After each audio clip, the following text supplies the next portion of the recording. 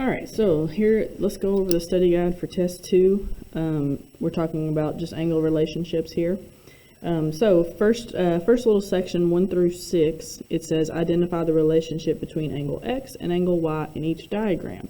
And you are choosing between corresponding, alternate interior, alternate exterior, or same side interior.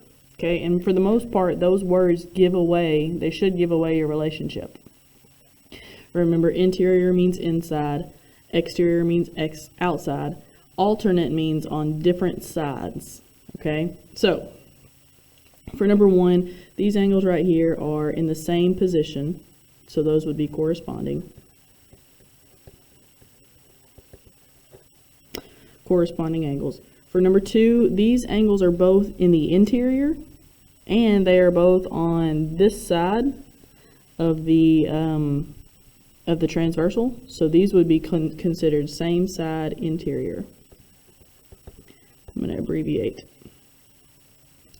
Okay, for number 3, these angles are both on the interior again, but this time they are on different sides. One's over here on the transversal, so those would be alternate interior angles.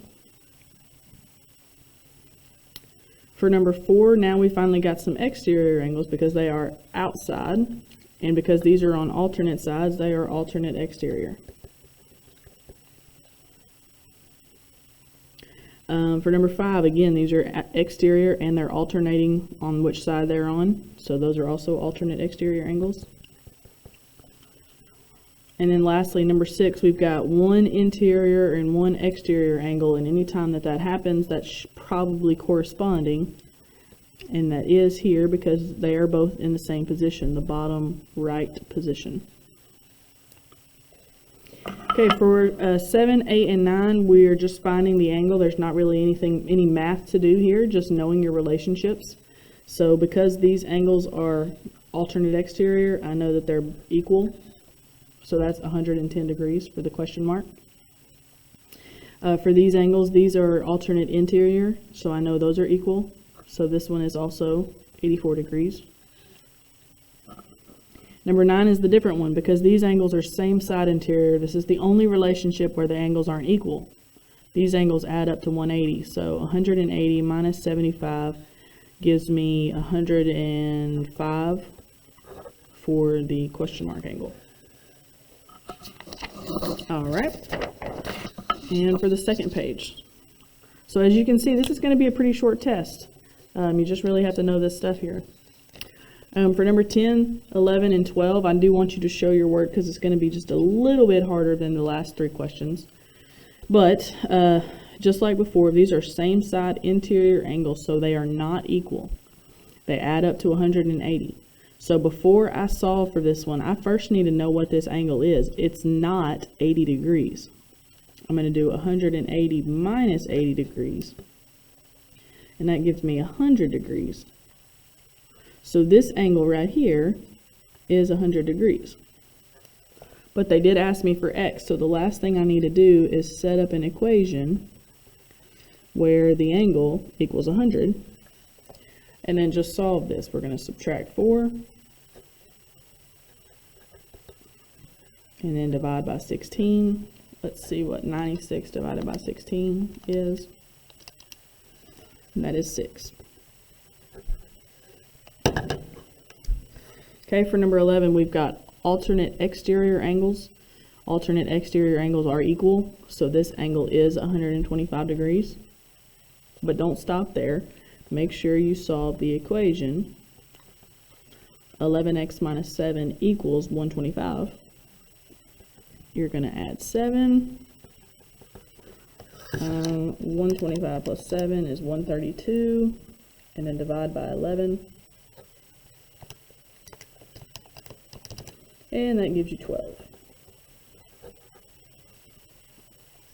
Okay, and then the last one here, number 12. These angles right here are corresponding, so they are equal. So if this angle is 75, so is this one. So make sure you solve the equation. 11x minus 2 equals 75. Whoops. We're going to add 2.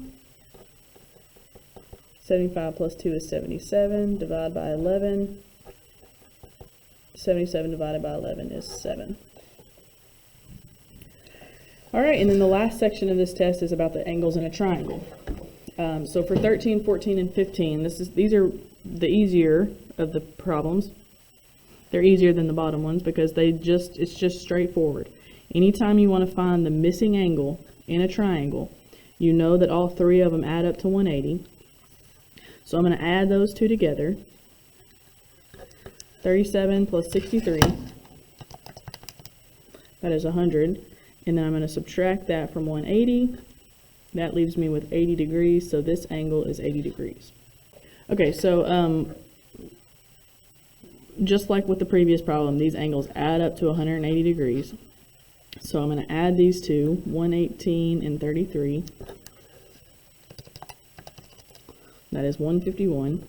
And then I'm going to subtract that from 180. So this third angle is 29 degrees. And then same thing for number 15. They add up to 180. Make sure you know that this is 90 degrees. That's the symbol for 90 degrees. So add 90 and 46. It's 136. And then subtract from 180. And we get 44 for our last angle.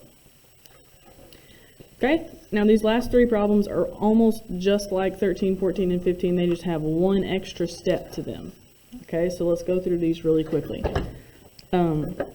First thing that you want to do is you want to find the missing angle. Don't worry about x yet. Find the missing angle. So this one's 90. I'm going to add the two that I know. 90 plus 35. That is 125. And then I'm going to subtract that from 180.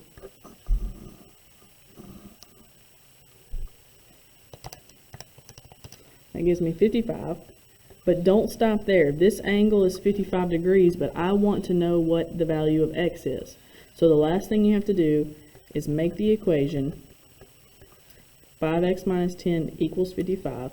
And you guys should be able to solve this. Plus 10. 55 plus 10 is 65. Divide by 5. I think that is 13. Yes.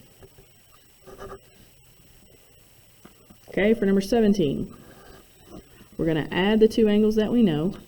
64 plus 85. 149. Subtract from 180. 31. Don't stop there. This angle is 31 degrees. Now I just need to find out what x is. So 4x plus 27 equals 31. We're going to subtract 27. 31 minus 27 is 4. Divide by 4. And 4 divided by 4 is 1. So x is 1. Again, that does not mean the angle is 1. That means just x is 1. If I plug in 1 right here, all of that, 4 times 1 plus 27 would give me 31. Okay, and then the last one, we're going to take the two that we know, 125 plus 25, and that is 150. Subtract that from 180, and that leaves us with 30. This angle is 30 degrees. Last thing, don't stop. 5x equals 30. Well, this is a very easy equation to solve. Just got to divide by 5. 30 divided by 5 is 6. All right.